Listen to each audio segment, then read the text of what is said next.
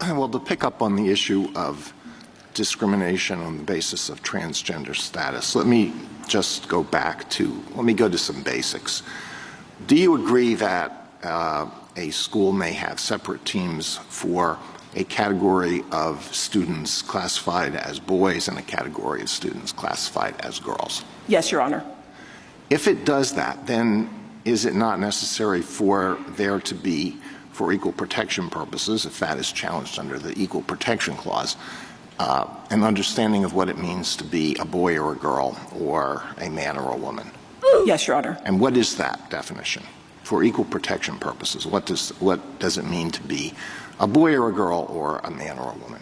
Sorry, I misunderstood your question. I think that the underlying enactment, whatever it was, the policy, the law, we'd have to have an understanding of how the state or the government was understanding that term to figure out whether or not someone was excluded. We do not have a definition for the court. And we don't take issue with we're not disputing the definition here. What we're saying is that the way it applies in practice is to exclude birth-sex males categorically from women's teams, and that there's a subset of those birth-sex males where it doesn't make sense to do so according to the state's own interest. Well, how can a court determine whether there's discrimination on the basis of sex without knowing what sex means for equal protection purposes?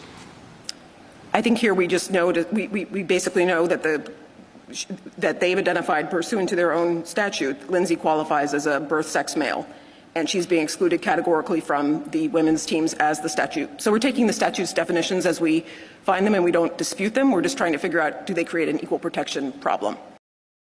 This woman is really fucking retarded. This stupid bitch